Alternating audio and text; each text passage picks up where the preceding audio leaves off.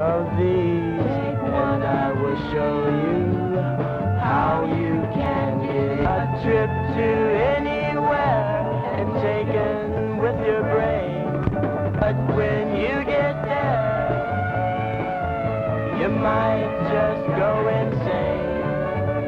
Follow me, I'll take you there. Now don't you see something that makes you want to blow your mind? Want to blow your mind. Now you are free, but when you come back, don't leave yourself behind.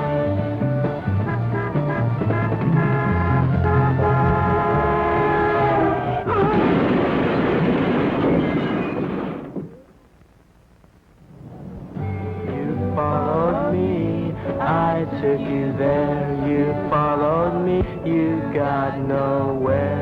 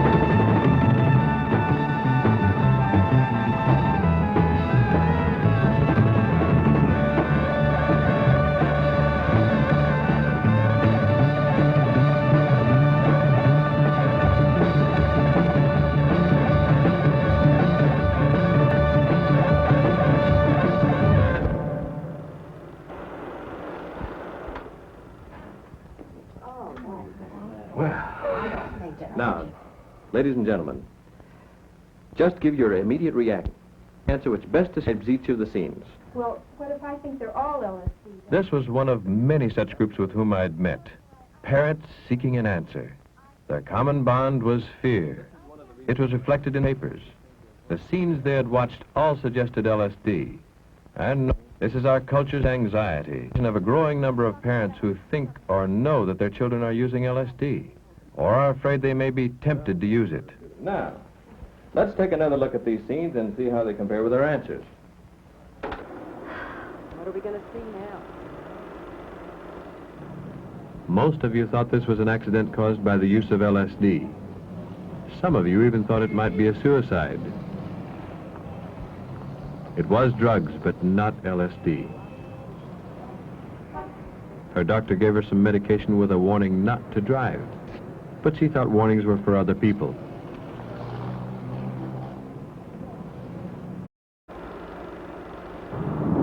Nor is this a suicide induced by LSD or anything else. You might argue about who killed him, the enemy, the society that sent him to war, but one thing is certain, he didn't kill himself. The exotic party with dim lights has nothing to do with LSD. It's one of those desperate suburban affairs where everyone uses alcohol to escape his inhibitions and anxiety.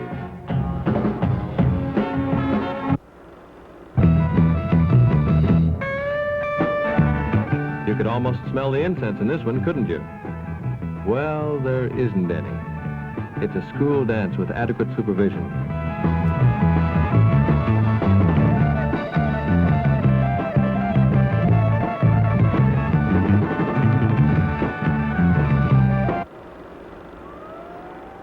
The boy in the ambulance? Yes, this one is LSD. A bad trip. There's no question we have reason to view with alarm. But 4 times out of 5, our fears are groundless. We're being victimized by alarmists and sensationalism, which causes us to look at the world in a distorted way. Times of rapid change produce anxiety and escape from anxiety. And parents have been put on the defensive by neighbors, the police, teachers, all of whom equate long hair or being different with drugs. Behind every head of long hair does not lurk a mind distorted by drugs. Some of the most thoughtful, studious, alert, and eager minds belong to our sons and daughters. If they're to become participating members of the world, we must allow them to be apprentice adults and to feel some of the satisfyings that make it worthwhile to become an adult. Otherwise, it's only natural they'll run away from unimaginable dangers. Certainly there are dangers. There have always been dangers. But one thing is certain. We cannot help our children if we meet the dangers with hysteria and lies. Lies we tell ourselves, lies we tell to them. LSD. Now let's simmer down. Let's see what we can do. But what are you going to do, Dr. Wright? Dr. Wright? I had met with many such parent groups before, desperately seeking answers. When there was none, the anxiety grew intolerable and the defenses appeared. Most of them already knew the worst about LSD and were frightened. What they wanted to know was how could they get their children just as frightened. They began to describe to each other their frustrations at home in trying to get their children to listen to them. How can you study with all that noise? Daddy. Drowns out the racket from downstairs. What did you say? Nothing, I'm trying to get this trig problem. I thought I told you to get a haircut. I had to study for this test. It's always something. Now let me tell you something. Bill has tuned his father out. And where do you think he learned how to do that? He learned it from you, Mr. Jones. From me? Well, not just from you, Mr. Jones. From all of us. We teach them to tune out when we don't listen to them. John said there's going to be a great big war. They're going to drop atom bombs, and we're going to have to hide. Look, I'm on the phone with Judy. You know, it's really. They're going to drop. Tommy, your favorite TV program's on. Tommy, We start teaching it to them very young. Go ahead. Oh no, it's just Tommy. And we never stop. Excuse us, Miss Larson. Do you mind if we ask you a question about the assignment? Yes. Do you think that the writer's implication was that the character was dreaming the whole story? It's established in Chapter 6 that... She's tuned them out, involved with their appearance, not their problems. If nobody listens, not even at home, a kid can feel pretty lost. Oh, that drivel they talk. You make them conceited if you hang on every word they say. Make them think whatever they say is important. What they say is important. Sometimes it might even be a cry for help. Those hippies are at it again. The police arrested 8 more last night up on the strip. Oh, Daddy, you're always picking on them. Mary was there, and she said they didn't do a thing. It was the police. And it says right here that alcohol does more harm to your nervous system. Only the alcohol lobby doesn't want that known. Stop reading that underground trash and pay more attention to your homework. Oh, come on, darling. I never got good grades, and I caught a husband. I'll call you later from the club, dear.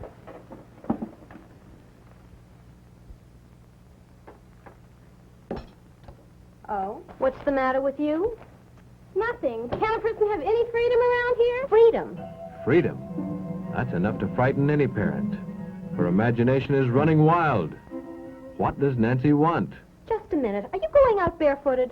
It's hot outside. I don't care what the temperature is. A young lady does not go out in public without her shoes. Nancy was testing, not consciously, but needfully.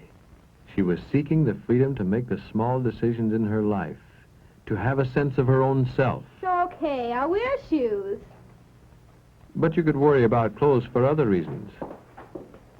Somewhere Mrs. Porter had read that long sleeves were being worn to cover needle marks.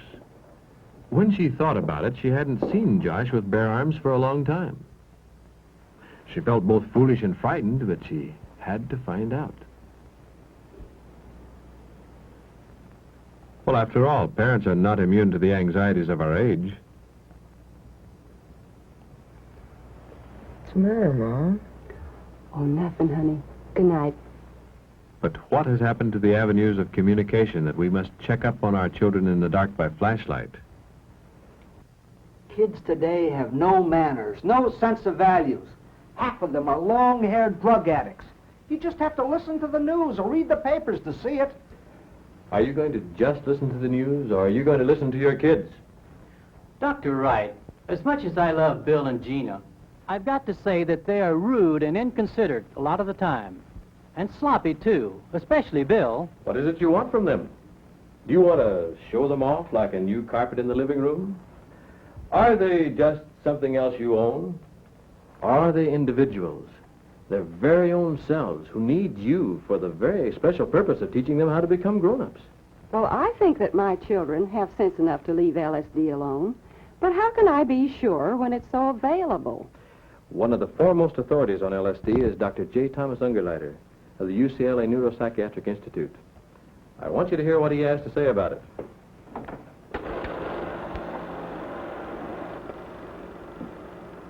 I'd like to share some of my thoughts with you about LSD. The story, particularly of LSD, and also that of any of the drugs of abuse, is really a story of much more. It's a story of the two generations, of those under 30, often called teenagers, teeny boppers, adolescents, or whatever, and those over 30, those of us who are the establishment. For drug usage is a symptom. The story is that of adults' defensiveness, hysteria, scapegoating, frantic passing of laws, and real helplessness. It's also a story of youngsters' rebellion, gullibility, of adverse reactions, and felony and misdemeanor convictions. Tragically, the story has caused a tremendous failure in communication between the two generations, which has led to what we call a real generation gap.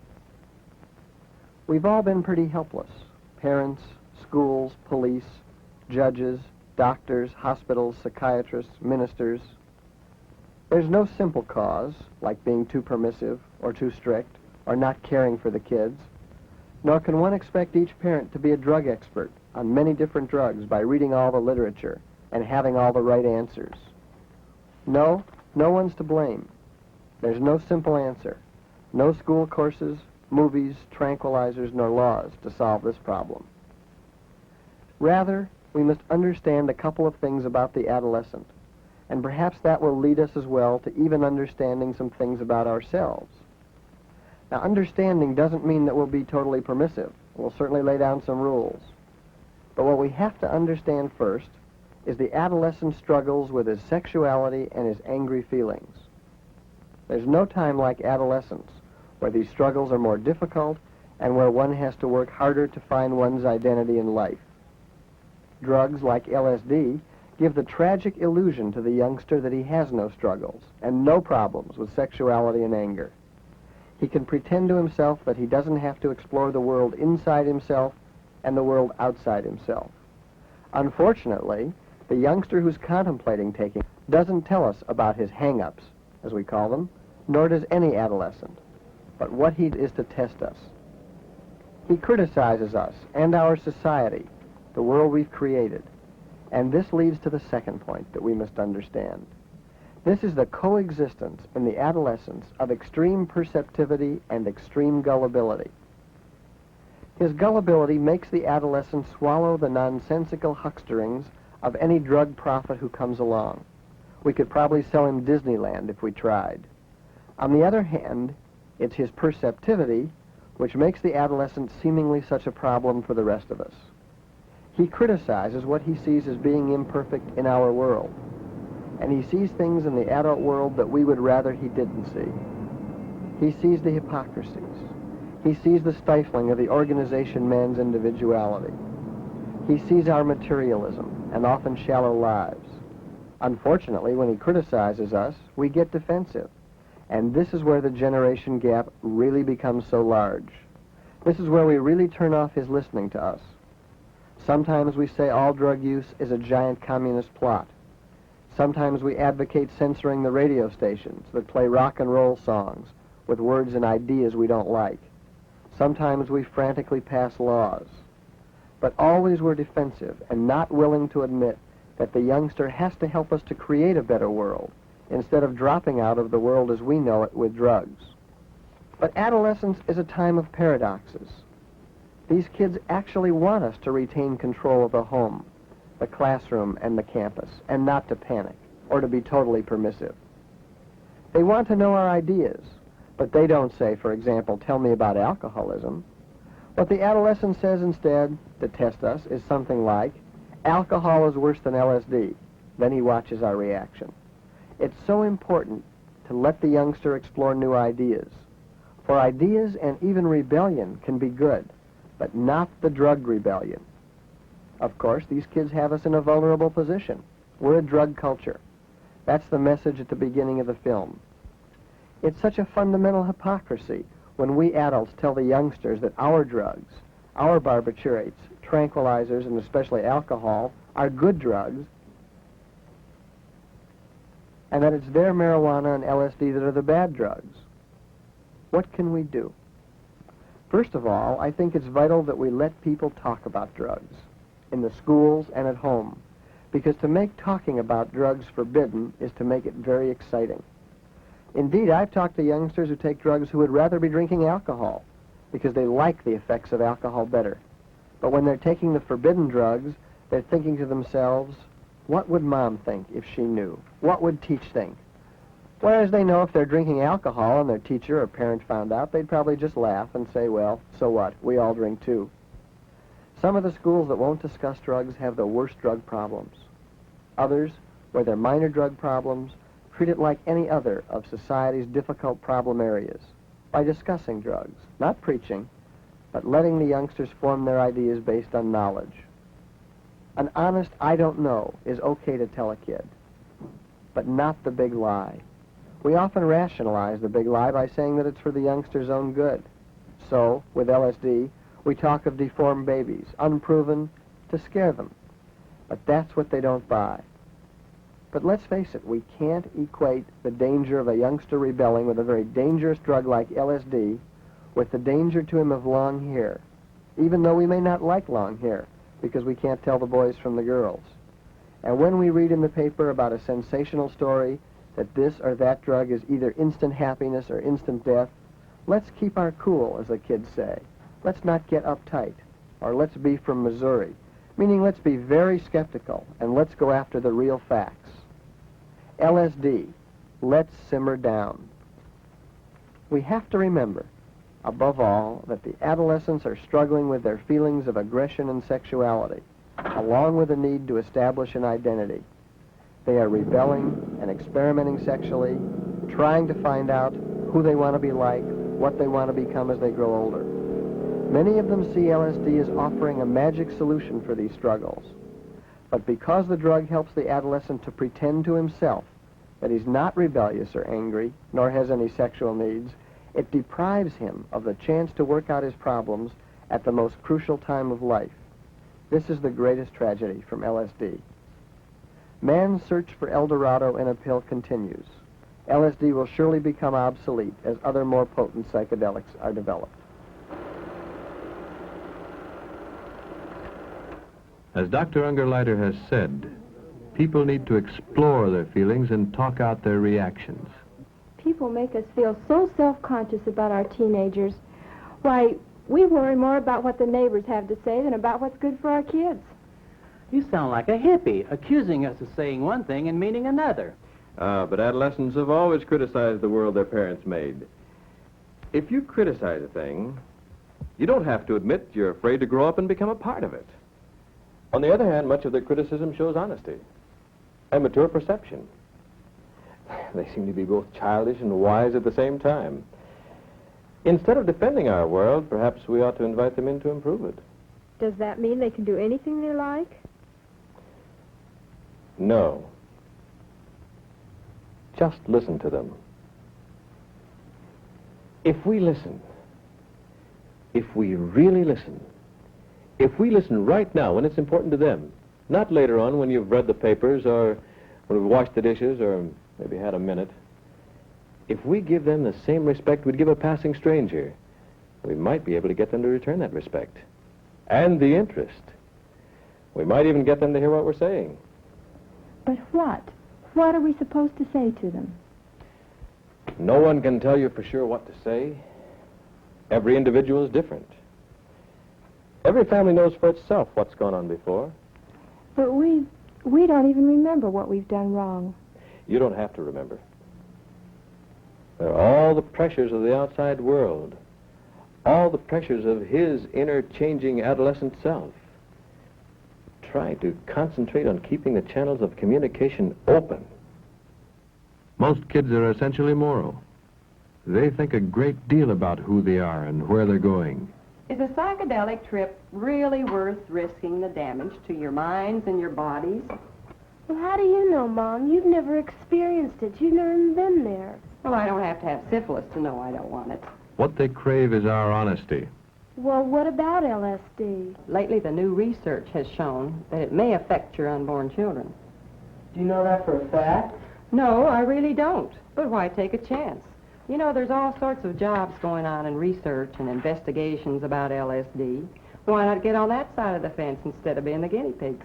Oh, come on, Mom. Calling Dr. Kildare. Keep your cool. They heard you. Give the thoughts time to germinate. Growing up isn't easy, but we can help by setting reasonable rules that the kids can help to formulate.